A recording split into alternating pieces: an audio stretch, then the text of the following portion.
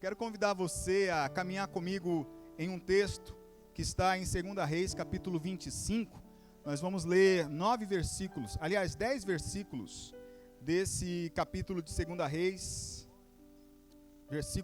capítulo 25. Se você tem a sua Bíblia aí, abra a sua Bíblia. Se você tem o aplicativo, clique aí no ícone, abra a sua Bíblia digital e vamos ler juntos. Tem também, claro, aqui no telão, a gente tem ali o texto para você acompanhar. Então eu quero que você, em nome de Jesus, acompanhe com muita calma, com tranquilidade, tá? Esses 10 versículos, para a gente compreender bem esse contexto que está acontecendo aqui. Vamos ler, diz assim, ó: Então, no 9º ano do reinado de Zedequias, no 10º dia do 10º mês, Nabucodonosor, rei da Babilônia, marchou contra Jerusalém com todo o seu exército. Ele acampou em frente à cidade e construiu rampas de ataque ao redor dela. A cidade foi mantida sob cerco até o 11º ano do reinado de Zedequias. No 9º dia do 4º mês, a fome na cidade havia se tornado tão rigorosa que não havia nada para o povo comer. Então o muro da cidade foi rompido. E todos os soldados fugiram de noite pela porta entre os dois muros próximos ao jardim do rei, embora os babilônicos estivessem em torno da cidade. Fugiram na direção de Arabá. Mas o exército babilônico perseguiu o rei e o alcançou nas planícies de Jericó. Todos os seus soldados o abandonaram. Versículo 6. E ele foi capturado. Foi levado ao rei da Babilônia em Riblá, onde pronunciaram a sentença contra ele. Executaram os seus filhos na sua frente, furaram os seus olhos, prenderam-no com algemas de bronze e o levaram para a Babilônia. Versículo 8. No 7º dia do 5º mês do 19º ano do reinado de Nabucodonosor, rei da Babilônia, Nebuzaradã, comandante da guarda imperial, conselheiro do rei da Babilônia, foi a Jerusalém, incendiou o templo do Senhor, o palácio real, todas as casas de Jerusalém e todos os edifícios importantes. Todo o exército babilônico que acompanhava Nebuzaradã derrubou os muros de Jerusalém. Pai, está aqui a tua palavra e ela é a verdade. Ela é muito mais que uma literatura, ela é muito mais que palavras impressas em um papel em branco. Elas são espírito e vida, é isso que a tua palavra diz, ela é espírito e vida. Então ela tem a capacidade de tocar e ir além do que a gente pode entender, mas comunicar ao nosso espírito verdades celestes, verdades que são do seu coração para nós. Portanto, a minha oração nessa manhã é que este momento não seja um momento natural, mas seja um momento sobrenatural e que a tua palavra, ela cumpra o propósito que o Senhor determinou nessa manhã, em o nome de Jesus. Só quem concorda, diga amém. Amém. A gente vê aqui então um momento da história desse que foi o 20º e último rei de Judá, o rei Zedequias. E um momento muito trágico na história dos judeus, na história do povo judeu. Se você perguntar a um judeu hoje, qual foi o evento mais trágico que aconteceu na história do seu povo? Hoje, provavelmente vão dizer que foi o Holocausto, Segunda Guerra Mundial. Mas se você perguntasse a um judeu qual foi o momento mais trágico da história do seu povo antes da Segunda Guerra Mundial, provavelmente alguém diria foi quando ficamos cativos na Babilônia por 70 anos. Então é um evento muito, muito forte, muito trágico na história do povo judeu. E esse rei, o rei Zedequias, é o personagem que está como personagem principal desse momento tão trágico para essa história.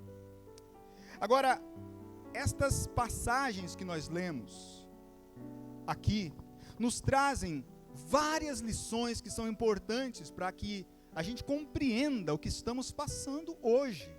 Veja, algo que aconteceu lá atrás, quase 2.700 anos atrás, está nos impactando hoje também com lições importantes para o nosso dia a dia. Precisamos entender que, embora sejamos mais que vencedores, só quem é mais que vencedor, diga: eu sou, aleluia. Nós somos mais que vencedores, e essa é uma promessa do Senhor Jesus para nós, mas Ele disse o seguinte: olha, no mundo vocês vão ter aflições, terão dias que a gente vai simplesmente celebrar e cantar, como a gente cantou agora há pouco aqui, quando o Senhor restaurou a sorte de Sião. É aquele momento em que a vitória vem, é aquele momento em que a oração é respondida, é aquele momento em que o alívio chega. Mas existem momentos em que a gente vai estar debaixo de pressões da vida, porque a vida é complexa, a vida não é simples. Viver é uma arte, já diria a canção, e a gente precisa entender que o dia mau, ele vem. A gente precisa entender, em primeiro lugar, você vai ver aí no telão, o inimigo, ele marcha contra nós. Se tem uma coisa que é uma verdade, meus irmãos, é que o diabo, ele não está de brincadeira. O diabo, ele não está por aí e de vez em quando ele resolve intentar contra a nossa vida. Nós precisamos entender que a natureza do diabo, a natureza do inimigo é tentar frustrar os sonhos de Deus para a sua vida, para a minha vida, para nossas famílias. E a gente não pode tirar os olhos disso. A gente precisa entender que ele vai sempre marchar contra nós. A cidade estava rodeada com rampas de ataque. Guarda essa. Pega essa aí. A cidade estava totalmente cercada.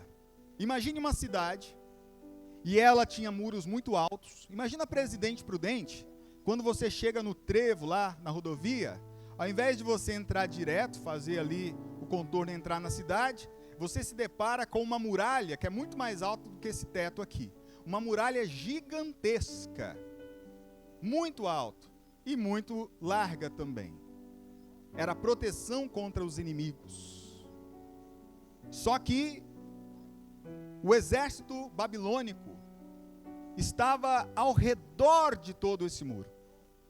E eles haviam construído rampas de ataque sobre essa cidade. Então, quem estava vendo o que estava acontecendo, olhava ao redor e via estas rampas de ataque, essas ameaças constantes, porque a qualquer momento o inimigo poderia ter vitória e usar uma dessas rampas de ataque para criar uma abertura, uma situação para invadir a cidade. Você sabe o que é passar 1 ano e 8 meses, debaixo dessa opressão? Era isso que esse povo estava vivendo. A cidade totalmente sitiada, rodeada, ninguém podia sair, todos aprisionados, e tem muita gente, que está na mesma situação hoje, sabe? Eu não estou falando que a sua casa está cercada por soldados da Babilônia, não. Eu estou dizendo que tem muita gente se sentindo como aquele povo estava se sentindo. Quais são as rampas de ataque de hoje na sua vida?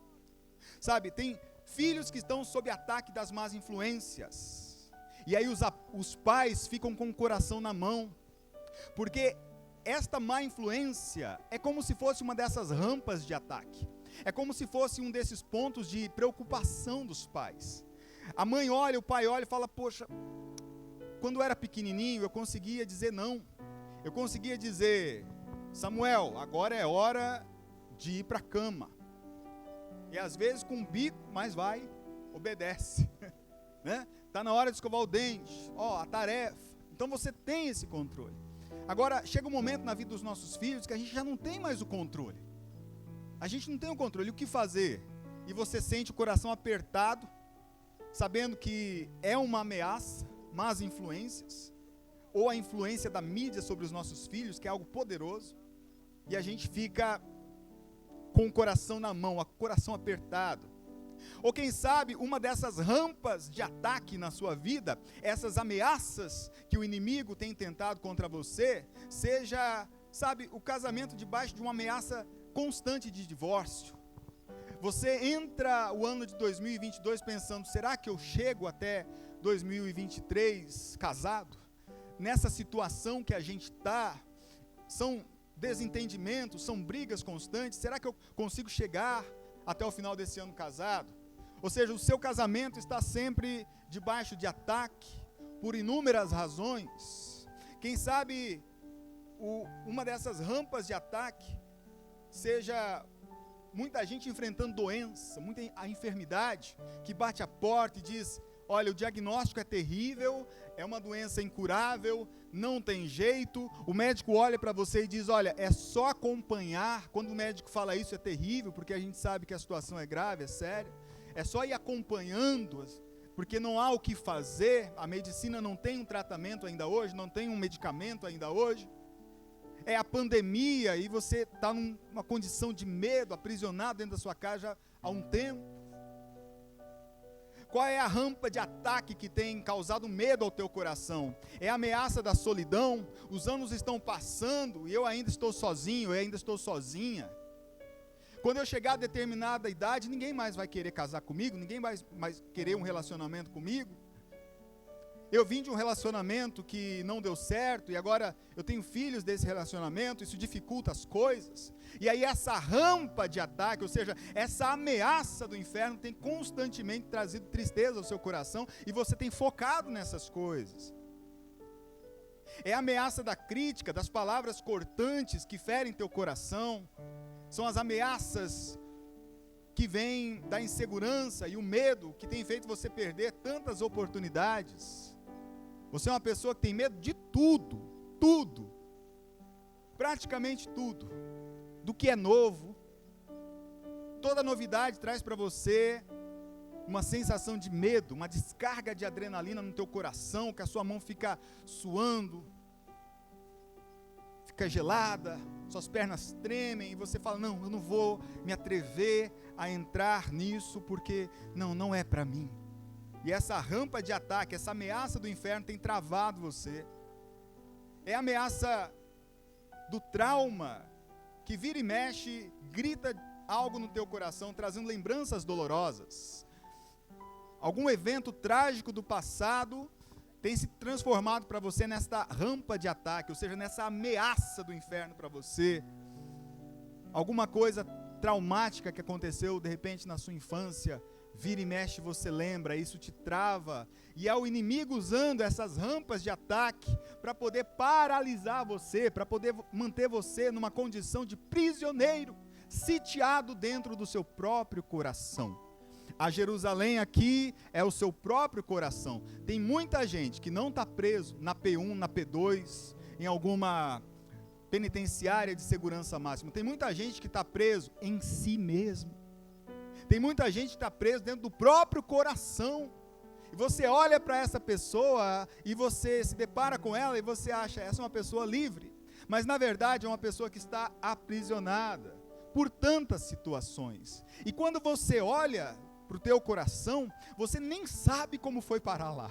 Você nem tem ideia de como chegou a esta condição, mas os teus olhos estão nas rampas de ataque. Os teus olhos estão nas situações de problema do seu dia a dia, nas lutas do seu dia a dia. Conversava com o pastor agora há pouco, o pastor e a igreja, nós estamos numa jornada de oração, na sala de oração.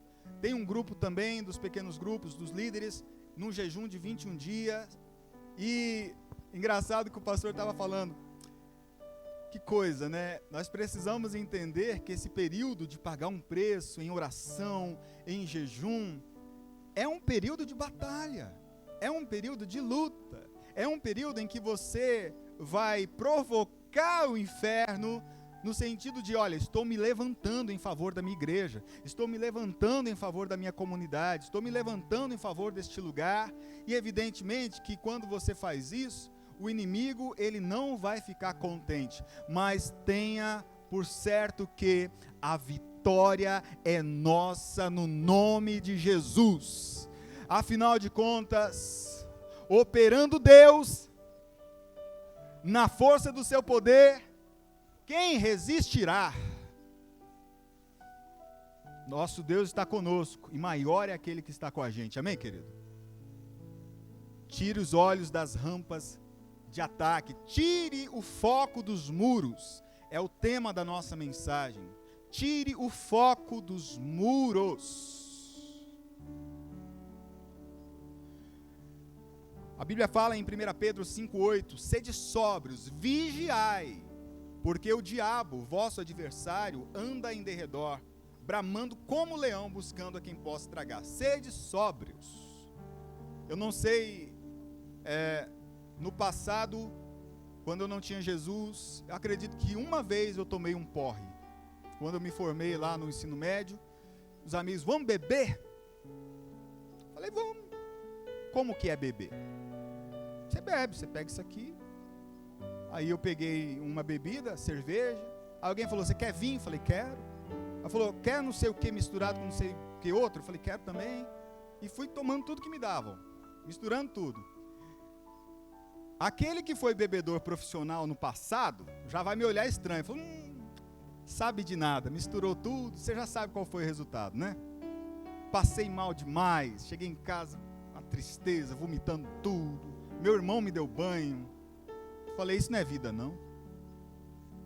Isso não é vida não, nunca mais. Mesmo antes de Jesus, falei, nunca mais. Porque você não consegue perceber o que está acontecendo quando você não está sóbrio. A palavra está dizendo, sede sóbrios. Quando a gente está embriagado, você não consegue entender perfeitamente o sentido das coisas ao seu redor. E você se perde. E precisamos estar sóbrios. Sabemos que estamos numa batalha, mas a vitória é nossa em nome de Jesus. O versículo 3, querido, do texto que nós lemos, vai dizer o seguinte: no 9º ano, no quarto mês, a fome na cidade havia se tornado tão rigorosa que não havia nada para o povo comer. Quase 2 anos de cerco. O pão acabou um momento. E quando o pão acaba, não é só o alimento que vai embora. A energia para lutar também vai embora. Quem é que com fome carpe um quintal o dia inteiro sem desmaiar? Está morrendo de fome e vai lá, uma hora o corpo diz, olha, está precisando de energia aqui, está precisando de combustível. E o pão acaba. Então, querido, não deixe faltar pão na sua vida. Jesus venceu o diabo com a palavra, o nosso pão diário. Ele disse, nem só de pão viverá o homem, mas de toda a palavra que sai da boca de Deus. Está em Mateus 4,4. Se você deixar faltar pão na sua vida, você vai ficar num estado de desnutrição espiritual. E alguém pode dizer assim, mas espera aí, é função do pastor, da igreja, me alimentar. Querido, eu queria fazer um desafio para você. Que você passasse a semana inteira, a próxima semana agora em jejum. Você vai passar segunda, terça, quarta, quinta, sexta, sábado em jejum, sem comer nada, absolutamente nada. Bom, pode tomar água para não ficar feio, né? Não ficar ruim, porque senão você vai morrer. Mas passe a semana inteira sem comer nada. E no domingo, na hora do almoço, você come então uma bela de uma feijoada. Sabe aquela feijoada boa, né, gostosa. E aí você faz aquele banquete e come aquela feijoada. Eu garanto para você que essa experiência vai ser horrível. Porque essa feijoada do domingo não vai garantir a sua semana. O que eu quero dizer com isso? Esperar que uma palavra que você vai ouvir uma vez na semana, 2 vezes na semana, será o suficiente para manter você forte diante das batalhas do seu dia a dia? É muito pouco. É muito pouco. Você precisa sim desse alimento que vem dos nossos líderes, que dão a direção, dão o caminho, mas você precisa ter uma vida com Deus, comer o seu pãozinho, a sua palavra, a sua meditação todos os dias, para estar sempre forte para a batalha, para não esmurecer, para não fraquejar, para estar sempre vigilante e fortalecido. Não deixe faltar pão na sua vida, não deixe faltar pão na sua vida, em nome de Jesus. Estar bem alimentado vai te dar as forças necessárias para resistir ao inimigo. É quando o pão acaba e as energias já não são suficientes para lutar que o inimigo consegue entrar. Perceba isso, querido, não é à toa, cada vírgula nessa palavra não está aqui à toa. Olha o que acontece na sequência desse versículo que nós lemos. Versículo 3, ele termina dizendo: não havia nada para o povo comer. Aí o versículo 4 começa assim, ó. Então,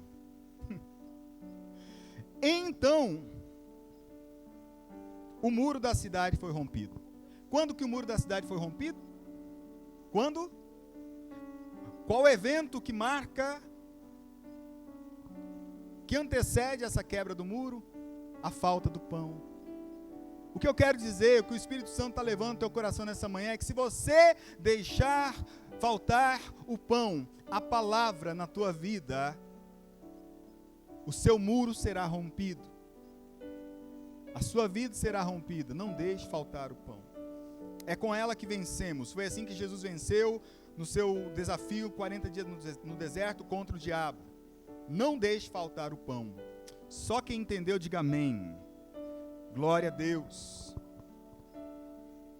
O versículo 4 fala que então a cidade foi rompida. Vamos ler. Se você tem a sua Bíblia aí aberta, faça isso comigo. Então o muro da cidade foi rompido e todos os soldados fugiram de noite pela porta entre os muros mais próximos, no jardim do rei. Não fuja da batalha.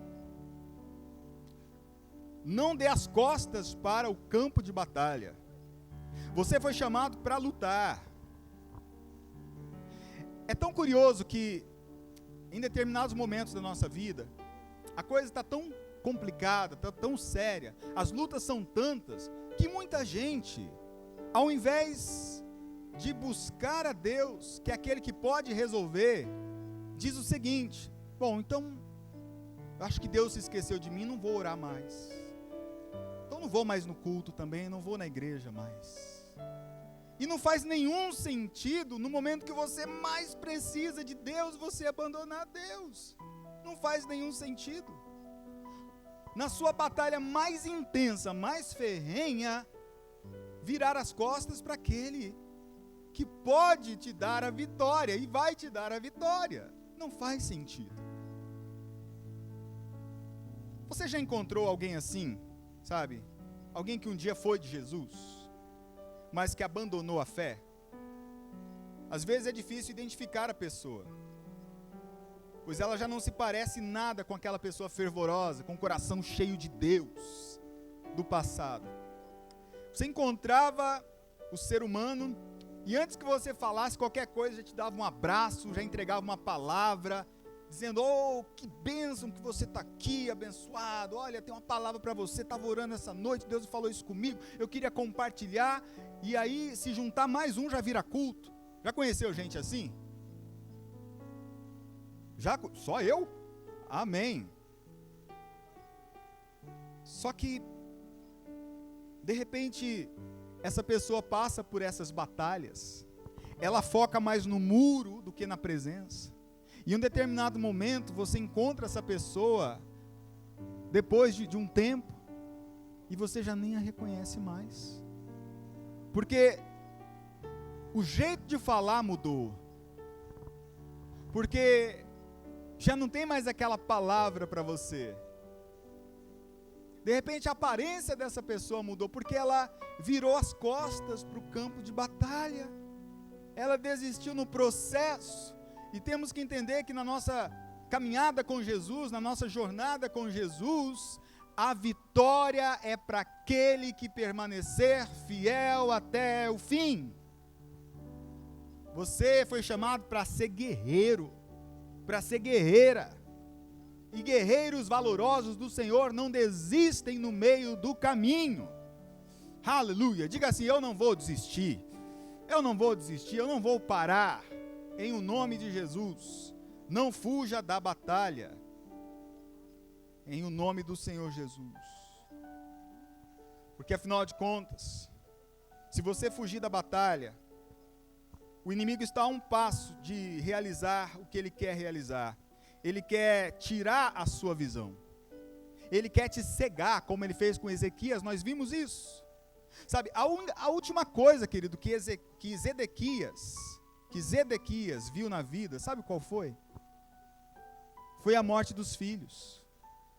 Ele foi levado até o rei da Babilônia e lá a sentença sobre ele foi dita. Os filhos dele foram mortos diante dele. E foi a última coisa que Zedequias viu na vida. Porque depois disso, o rei da Babilônia mandou furar os olhos dele. Sabe, não somente ele passou por essa humilhação de agora ser um rei que não enxerga nada, mas ele vai carregar para sempre agora, até o dia da sua morte, a lembrança dos seus filhos sendo mortos.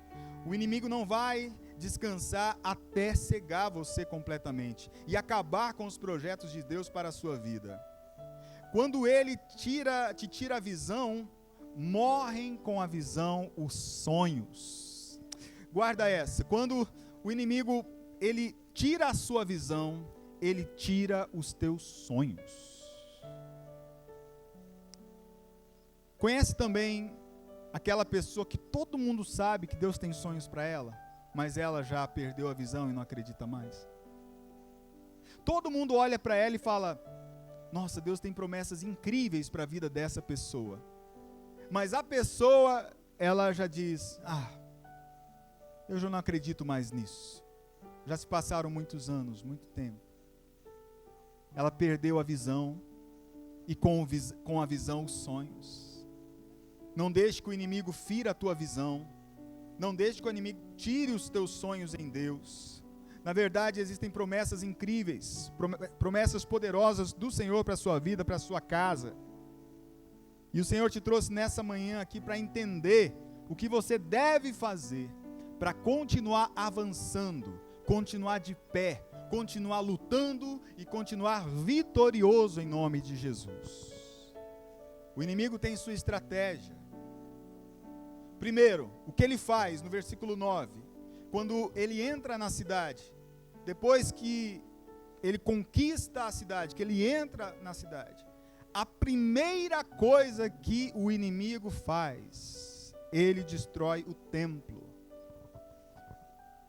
O inimigo quer destruir o templo na sua vida. Alessandro, o que você está querendo dizer com isso? Templo fala de lugar de intimidade, lugar de adoração, lugar de encontro com Deus. Era onde a presença de Deus, no Santo dos Santos, um compartimento, um local, um cômodo onde só o sumo sacerdote podia entrar. A presença de Deus ali era intensa, tanto que o sumo sacerdote entrava uma vez por ano com uma corda amarrada no pé e um sino. Se ele estivesse com a vida em desacordo, em pecado diante de Deus, ele morreria fulminado pela glória lá dentro, e teriam que puxar ele de lá de dentro. Templo fala de intimidade, e o Senhor te trouxe aqui nessa manhã para te dizer: a primeira coisa que o inimigo quer destruir na nossa vida, para consumar os seus planos, é destruir o nosso templo interior, é destruir a nossa intimidade com Deus. Abandonar o seu tempo de oração, abandonar a sua adoração, o seu devocional, é o início da queda. Quando o inimigo estiver ao redor ameaçando sua vida com rampas de ataque, tire o foco dos muros, coloque o foco no templo. Zedequias é contemporâneo do profeta Jeremias, e Jeremias por diversas vezes advertiu Zedequias do que deveria fazer. Então, ao invés do rei estar lá, focado nos muros, prestando atenção nas rampas de ataque do exército babilônico, deveria estar rendido aos pés do Senhor, no templo, buscando, rasgando suas vestes, se humilhando, jejuando, chamando o povo para se voltar para Deus de uma maneira intensa e profunda, se arrependendo dos seus pecados. E como o Senhor havia feito tantas vezes no passado, o mesmo Deus que livrou Israel durante tantas batalhas, tantas situações, teria se levantado em favor dele. Mas Zedequias estava com foco nas rampas de ataque, ou seja, nas ameaças do inimigo, nos problemas que ele estava enfrentando naquele momento. Querido, o Senhor te trouxe aqui nessa manhã para corrigir o seu foco.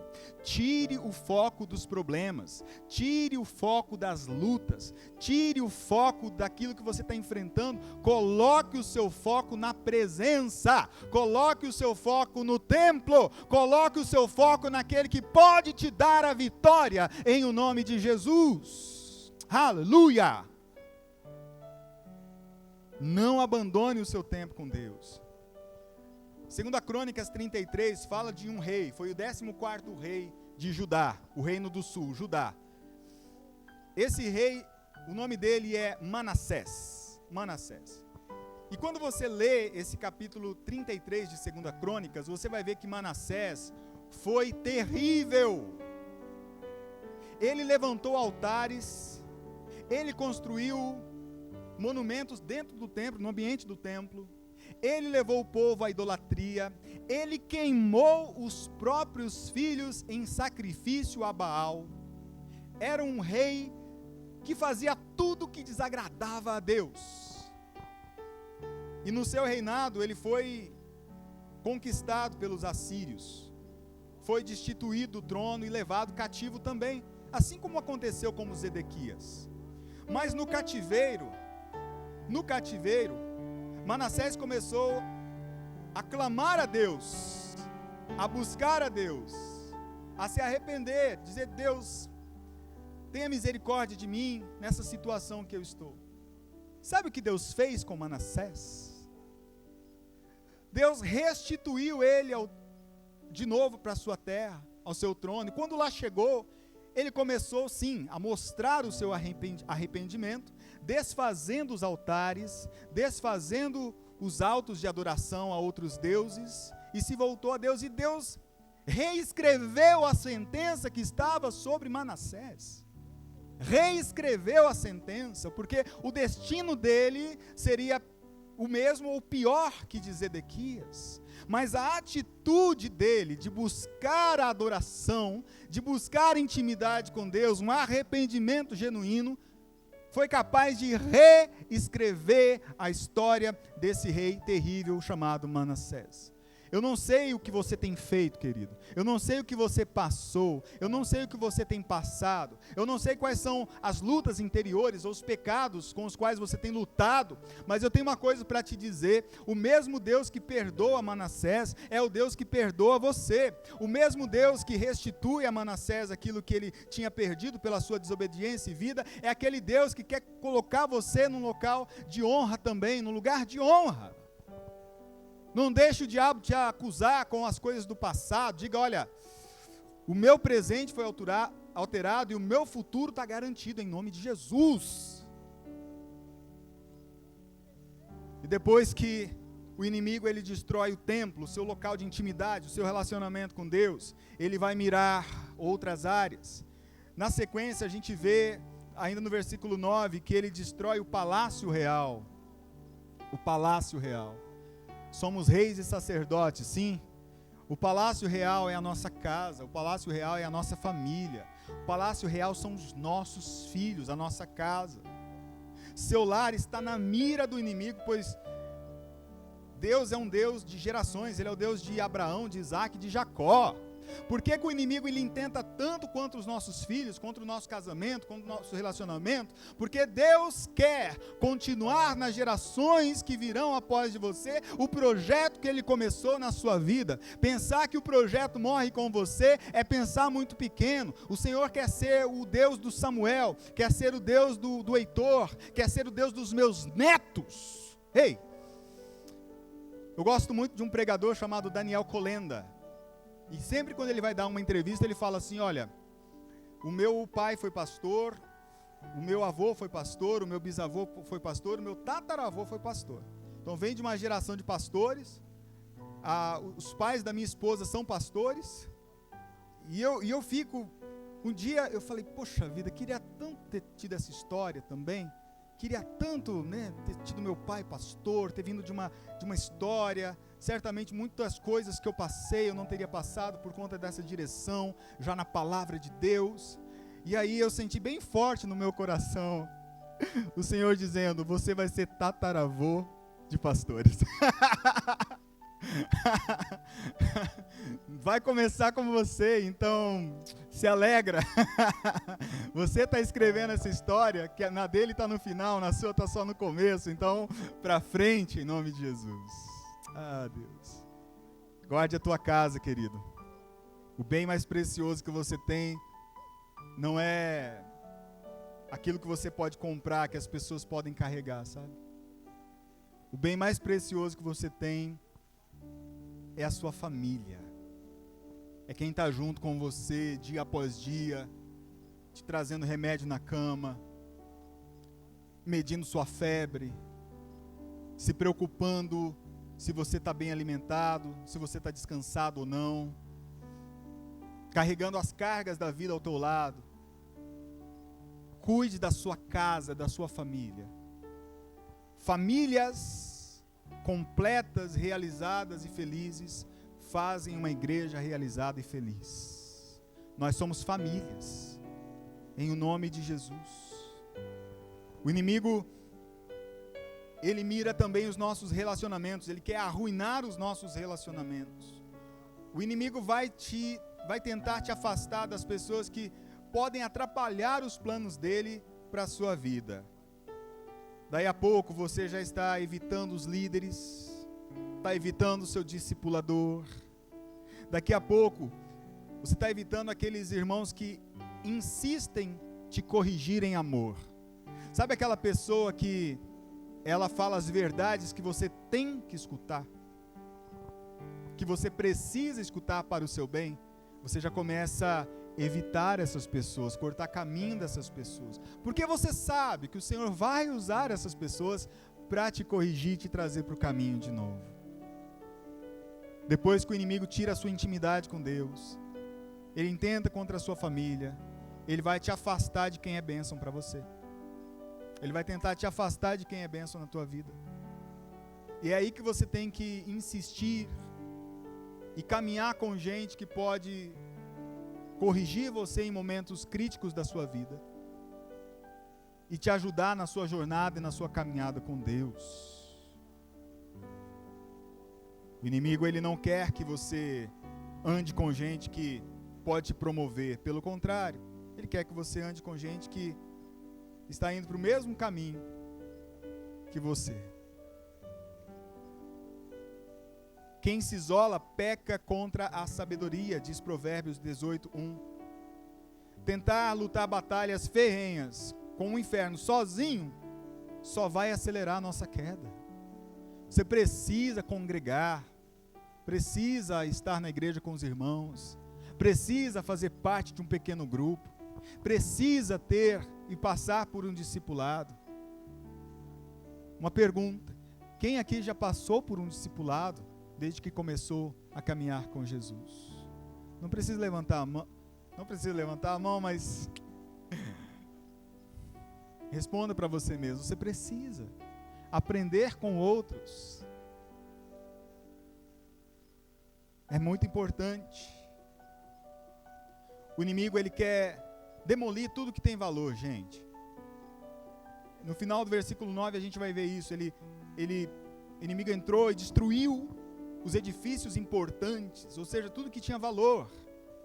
São tantos os casos de pessoas que andaram com Jesus durante anos, constituíram influência sobre a vida de tantas famílias, mas que tiveram seus ministérios arruinados de uma hora para outra.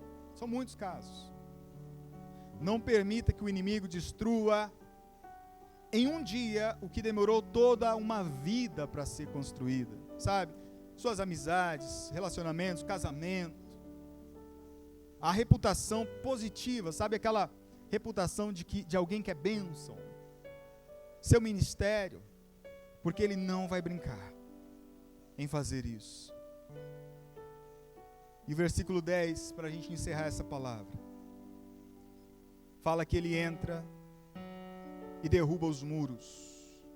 Uma vez que Ele consegue derrubar os muros do seu coração, Ele penetra em sua mente e vai fazer de tudo para te dominar e te manter aprisionado. Porque agora, com os muros derrubados, o acesso é livre. Já não tem mais aquela barreira que eu comentei no começo. Agora o acesso ao teu coração está livre. Você já está insensível.